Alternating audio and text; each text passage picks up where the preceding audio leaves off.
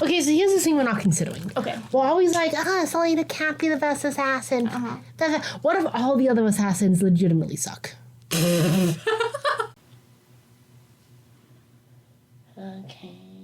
Okay. And we're live. We're live. Unlike someone said, and we're live, said not Nehemia. Chapter 29. Good heavens. Oh, good heavens. Selena hurtled through the city streets, discarding her cloak and heavier weapons as she went, anything to give her additional speed. I'm sorry, not to interrupt already, but I just definitely, not to get back to Rings of Power, I was imagining the scene when Elrond is fleeing through the woods, and he just yanks off his cloak, throws it behind him. Gotta lose some weight. Ping! Hey, I'm sure, that it adds up. He's outrunning everyone else. Coward. Oh, he needs to get going. He's got the important stuff. He's got the ring. Anyways. Discarding her cloak and heavier weapons as she went. Anything to give her additional speed. Anything. But not discarding her lighter weapons? Anything to get her back to the castle before Nehemia. M-dash. A clock began sounding somewhere in the capital. Somewhere a clock. You don't have, the clock. The Big Ben? Nope. They got lots of noisy clocks. A clock began sounding. Here's my question. If we didn't already know she's dead in this, do you think we would think that she would get there in time, or do we think she's dead? I think I'd probably think she got there in time, eh? Yeah, probably. Because Selena that's what always happens. Selena always gets there in time. Yeah. She literally just did it. And a lifetime passed between each booming peal. Peal. It was late enough that the streets were mostly deserted, but the people who saw her kept well out of her way as she sprinted past, her lungs nearly shattering. She pushed the pain away, willing strength into her legs, praying to whatever gods still cared to give her swiftness and strength. To make her fleet of foot? Who would the king use? Not even a laugh. If not Kaal, then who? Because it wasn't funny, Beth. Ouch. Who would he use if not Kaal? He was never going to use Kaal. I'm sure he has an official questioner. Maybe he'd do it himself. Maybe he'd have Parrington do it with his clever paring knives. She didn't care if it was the king himself. Again, not even a laugh. I'm trying to read this. I'm trying to read this damn chapter, okay? We are so close to getting our quota done. If not... Okay. She didn't care if it was the king himself. She'd destroy them. And the anonymous threat to Nehemia, M-dash, she'd sort that out too. The glass castle loomed closer, its crystalline towers glowing in with a pale greenish light. Wizard of Oz much? Not again. Not again, she told herself with each step, with each pound of her heart. Please. She couldn't take the front gate. The guards would solely stop her or cause Why?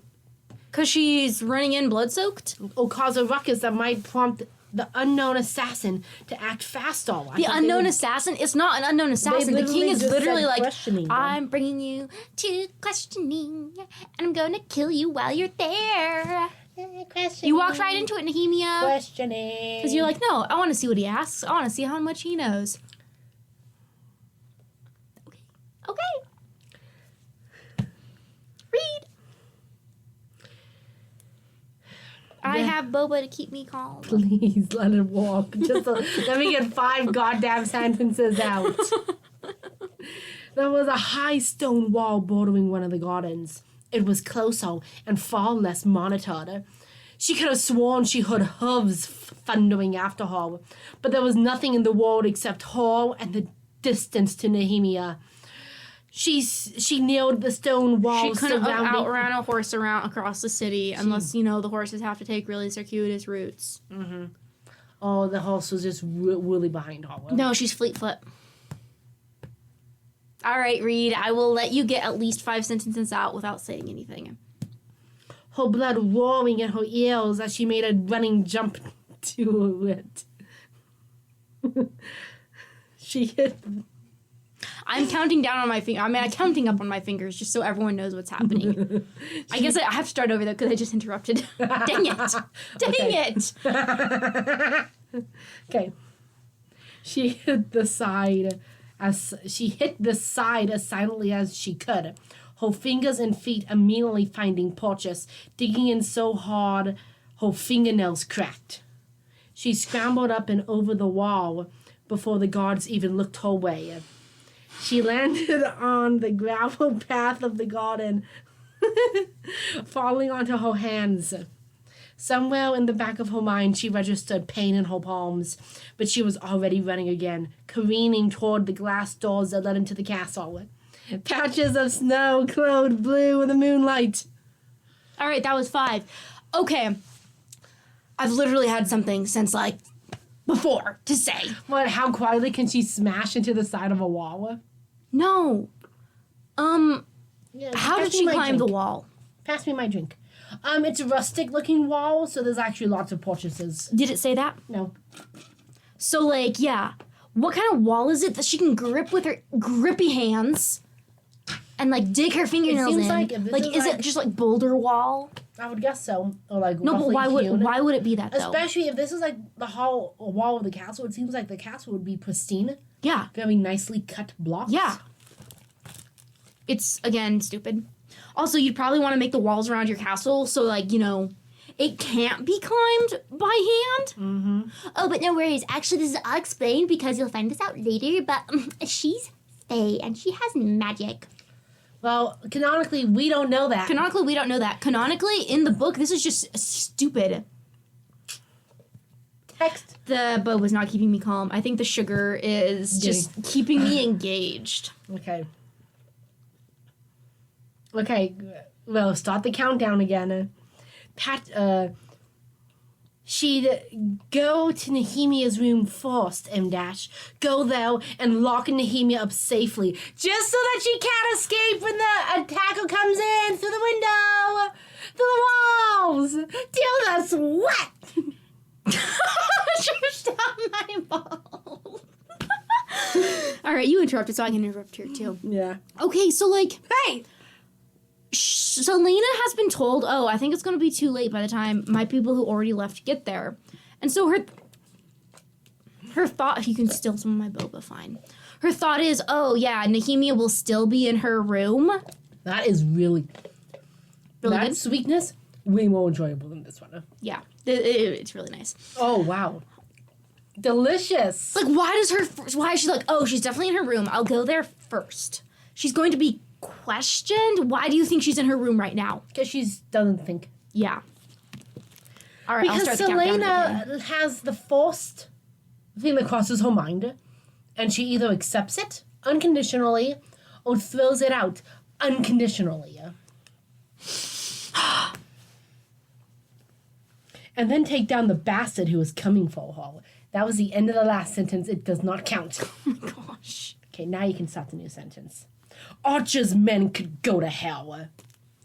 She dispatched them in a matter of heartbeats. Whoever had been sent to hurt Nehemia, M-, that portion was hers, period.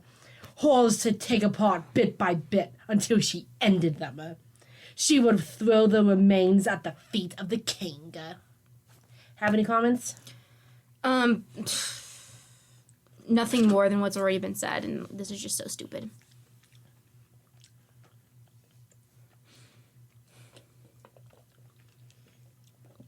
She flung open one of the glass doors. It shattered. There were guards. I do like that. It did not shatter. I added it in. No! Well, I mean, it's nice to know that the one thing I did like, Maas didn't write. Hey!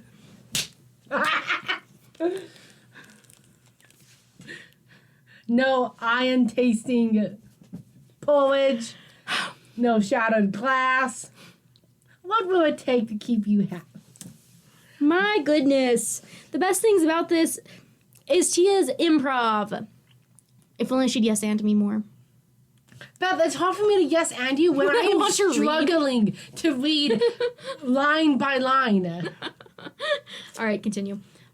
The countdown must start again, so.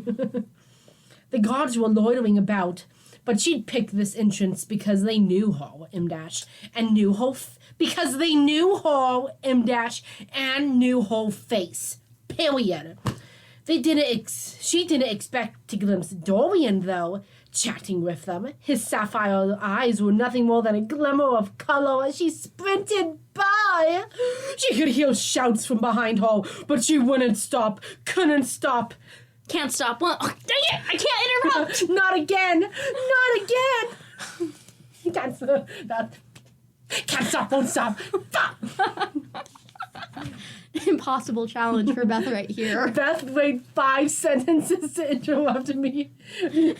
Hardness level, impossible. Literally. Have I succeeded twice? I've never exceeded twice in a row. All right. Okay, you can start the count over. What? Because there's 5 sentences left? No, there's a whole page.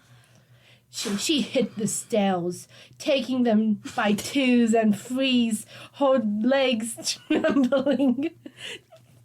Just a bit farther, M-dash. Nehemia's rooms were only 1 level up and 2 hallways over. She was Arlen's assassin, M-dash. She was Selena Sardarfian. She was a fucking idiot! She would not fail. The gods owed her. The ward owed her. Are those different sentences? Yes. I've been flicking my hand. Oh. Thanks for making it. You literally didn't have to make it easy for me to figure out sentences, but thank you. Okay, I won't do it anymore. I can't believe I just wasted my interruption on that. I definitely had an interruption for the first sentence. About her hitting the stairs. She but can't even run. I was going to quote a song. She just runs straight into the stairs. I was going to quote a song, but also I didn't really know the song. I was going to hope that you knew the song. Okay, what was that? I don't remember now. It was probably about hitting the floor or something. But I was literally, while I was reading, I was like, hey, at least this will make her think about the important interruptions because she won't remember the split second one. It's true. All right, continue. Okay. She would not fail Nehemia. Not when there was so many awful wards left between them. Called it. I wish I could say something. Yeah, you did call it. Another clap. That clap is for us, not for Maas. Yeah, just so you know. That clap is entirely for us. Maas, you don't get a shared clap. Maas got Those are personal claps. 1 clap for that was I didn't actually clap though. Yes, you did. No, I did not. What did you do? You put your hands together over. Oh, did I eventually clap? Yeah. Oh, I just remember us saying, "Well, don't clap yet." No, we said Archo. It wasn't that Archo told them that Selena was with KL. It was that Archo had a reason to stay. And this is the reason. I feel like, whatever. This is a good reason to have him stay. Well, good for this writing. Yeah. Good for this sucky book. Continue. She hit the top of the stairs. The shouts behind her grew. People were calling her name. She would stop for no one. She turned down the familiar hallway, nearly sobbing with relief at the sight of the wooden door. It was shut. There were no signs of forced entry. That's because other assassins actually know how to be discreet, unlike you, Selena. They would not force a door open. Period. She drew her 2 remaining daggers, summoning the wards she needed to quickly explain to Nehemia how and where to hide. When her assailant arrived, Nehemia's only task would be to keep quiet and concealed. Selena would deal with the rest. And Okay. she'd enjoy the hell out of it. Okay.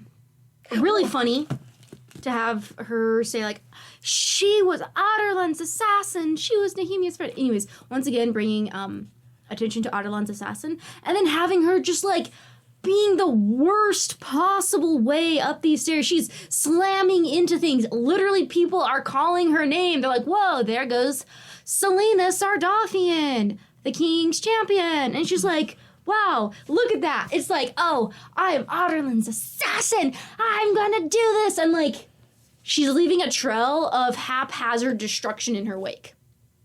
But not even a shattered door. Hey, did part 1 have a name? Yeah, Tia's Bane. Oh yeah, part 1, the King's Champion. Now it's the Queen's Arrow. Who gives a... We're not there yet. Don't tell me what the next give a part's shit? called. I count that as a sentence. Okay. Well, I spoke after it, so... She reached the door and slammed into it. Exploding... Again? Yeah. Exploding through the locks. Great. I really didn't need her to come on the door. Also, why is the lock at, like, pussy height? What is exploding through the locks? She exploded. Damn. Man, Sorry. this is the Sorry. thrill that Selena lives. It's what I live for. It's the boba. Busting a And nut. also 2 chapters. And also, it's terrible.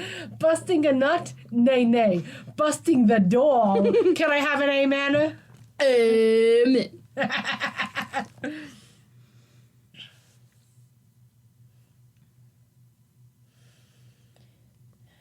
The world slowed to the beat of an ancient Oh, dang, this is Ageless. where I read that. drum. Oh my gosh. Selena beheld the room.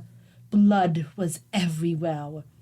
Oh, it was in her room? That's lame. I would have really liked for her to have been taken somewhere else. Before the bed, Nehemiah's bodyguards lay with their throats cut from What? ear to ear. Everyone else is going to come in her, find her bloody in front of their bodies, and be like, she did it. They're gonna come in, huh? They're going to arrive in the room. Throats cut from ear to ear.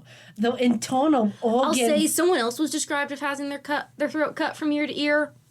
Listen, I think they shouldn't have said this because they said, the throats cut from ear to ear, though internal organs spilling out into the floor. What kind of sadist? Ear to ear, stick my whole arm down. Yeah. That was good. That was really good. You know, actually, I think that is what happened. They don't have any other wounds. No. The throats are cut. The internal organs have been pulled through. The liver in shreds. Shreds. Actually, when it was cut from ear to ear, it was also like a U shape. Oh, to make it a little bit wider. Cut from ear to ear. Unseamed all the way around. Oh my goodness. This is not what From happened. trunk to skunk. And they just got the carotids on both sides, so they still like bled out. Yeah. They just, got the carotid and jugular on both sides as they were going. Oh my goodness. Oh my goodness. Oh my goodness. Is this their version of drawing and quartering? And on the bed, ... On the bed, ... She could hear the shouts growing closer, reaching the room, but the words were somehow muffled, as though she were underwater. This is the second time tonight she's had her hearing muffled. The sounds coming from the surface above. Selena stood in the corner of the freezing bedroom, Freezing, huh? gazing at the bed Freezing. and the princess. Huh? And I'm trying to be dramatic. And the princess's broken body atop it. Nehemia was dead. Into chapter 29.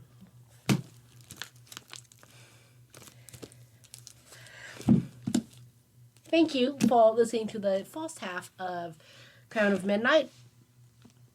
This has been a not audiobook recording of the first half of Crown of Midnight. Brought to you Snarkily read to you by Beth and Tia. Produced by Eat My Ass Studios. produced by definitely not Bloomsberry Publishing. And thank God for that. Okay, let's see. Do I have a sum up takeaway for the entire first part? It is my takeaway for the entire first section of Maas's second book, the entire first part of Maas's second book. There has been improvement. You dropped a boba? Mm-hmm. There has been improvement from the first book. That being said, It is still incredibly weak. We have many hours that you can go back to see all our reasoning for this. Trust me. You want all the receipts for that comment? We'll just watch all the other videos on this channel. Yeah. The writing is still incredibly weak. I do not see how this series launched her into popularity. I do not get it. Well, I do get it if I'm being mean to people. Yeah. If I want to say some mean stuff towards people who like the book, I could say I get it. So yeah, there's improvements. There are still gaping, ragged holes in the plot, in the writing, in the editing that make this a book that I would never have gotten this far to on my own. I would have stopped probably within the first 5 minutes of book 1. This is true. And none of this is making me go, oh, I would have regretted stopping. Yeah. There was one character who had potential, who was introduced in this book, Archer, who we enjoyed. There was an explanation given for why he stayed, but once that happened, and once he started doing other things, he became like, he did like really foolish things. Like, yeah. They didn't set up a good meeting with Selena. It's just, anyways, that's getting more into the minutia. This is supposed to be my takeaways. Yeah, those are my takeaways. My takeaways are, I don't like this book. Like Beth, if I wanted to be mean to people, I could say why I see it succeeded. I guess, I don't have a lot of tolerance for reading books I don't like because I've never been, like, a really big avid reader. Mm-hmm. So I don't like wasting my time with books I don't like because it's so hard for me to read a fucking book, you know? Uh-huh. So I don't have a lot of, I don't know, maybe people who like, stick with a lot of books, it's easier for them to read books they don't like. But for me,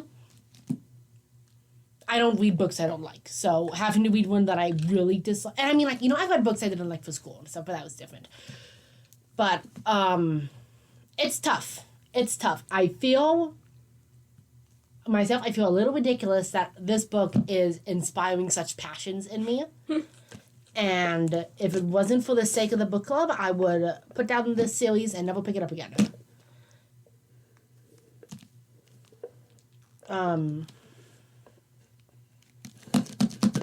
Yeah, I don't like it. And really, like, you know, there was, like, 3 things about Ultra I liked. The rest of it was just Beth and I just coming up, spitballing, and, like, doing fun little fan-in ideas. Like, we were basically just doing fandom behavior with him. Yeah. And that's fun. That's what I like to do with, like, books I like, but... Here's the one question I am taking away from part 1. This is the question that I would really appreciate if part 2 answered.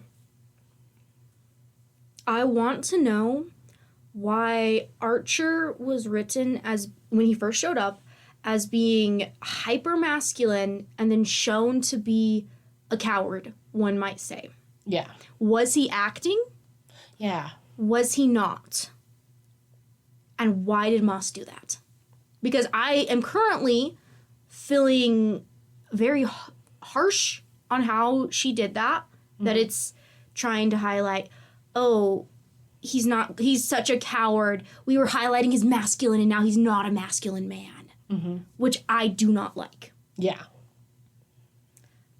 I would love if that were answered for me. I feel like if I bring that up in book club, which I probably will. Please do. I think I might get pushback from certain people. Not from me. Not from... I'll have her back. You'll have my back. Whole spine will be gripped. Spine gripped. Yeah. I think in book club, if they're like, oh, you just have to see what's going to happen, I think I'll push to be like, you tell me specifically what happens. Yeah. I don't trust this author, and I don't trust you enough. And also, we don't know the people in book club super well. Mm-hmm. I don't trust they have a good approximation of what I like, because they keep saying I'm going to like this book. And sister, let me tell you, I do not like this book. And brother, fight like you're the third ape on the ramp to Noah's Ark. And brother, it's starting to rain. Yeah. Yeah, man, I feel like... Is there a question you're taking away? A question? Mm-hmm. I didn't have one. Like, I'll say similar with Archer, because while we were reading our second chapter, I was thinking about the way Archer was behaving. Was that an act? Like, I did think about that. And then you could say, well, he wasn't expecting to get almost murdered by his friend, so that maybe it wasn't an act. But, like, was it an act? Because now he's like, I'm so in charge of everything. Like, was it all an act? And if it wasn't an act, my question is, why did Maas do that? Yeah. Why did she so heavily emphasize his masculinity and then have him be terrified? And have it heavily emphasize his terror and have Selena thinks about it. Yeah. Yeah, because I think if she heavily emphasized his masculinity and heavily emphasized his terror, I think that could have been fine. Mm-hmm. But it's specifically how Selena responded to it. Mm-hmm. Yeah. If she didn't respond to it and if she didn't mention it, or it was just like, of course he's scared. He thought I was, he thought he was going to be going to give me his good and old service, and I'm here to kill him, That would have been, I think I would have been fine with that. Mm-hmm. Oh, no. Yeah. So I'm sure you're right. Oh, I do actually have a question. I was thinking about this. Take your question. My question is, in that one-page chapter when it was the princess and the queen, if Beth's right that it was Elena and Nehemia, did Nehemia willingly go to her death as some ploy to get Selena into beast mode? Mm-hmm. That's what I would like to know. I'm not thrilled if that's the case. If it is the case, I feel like it would really be more evidence for what you suggested about the magical minority and how their only purpose is to help the white protagonist. Yeah. So that's my question. Mm-hmm. And I guess that will be great that, depending on how the rest of this book goes, I would love to talk about it in book club. Yeah. So, yeah, okay, so your question is about Archer and masculinity and cowardice and how it's written with Sarah J. Maas. My question is, did Nehemia really go to her death? Mm-hmm. Because thinking about it more, I really think it's probably Nehemia and Selena. So, there you have it. Yep. Last chapter. That sums up part 1. I was about to say, oh, thank goodness that you won't have to hear from us for a while, because we won't, we have book club that we have to do before we read the next chapter, and then I realized how many videos we have backlogged. So you will be hearing from us again. Yep. And we'll definitely have to start, I think we'll have to start the next section. Sooner. Yeah. Anyways, thank you everyone who joined us. Thank you chapters. Everyone who joined us. Continue enjoying your own, enjoying, I use lightly, your own exploration of the Throne of Glass series by... The Throne of Thras? The Crown of Thras series by Sarah J. Maas. I will finally say the J. No longer is she Sarah J. Maas, but Sarah J. Maas. I can't even get through an outro. We hope you continue in your endeavors in whatever reason you have to be exploring this series with us, and we'll see what we come to you with next. Bye-bye. Ah! Oh my gosh. Oh, I've knocked down the sketchbook. It's fine. Oh, help everyone.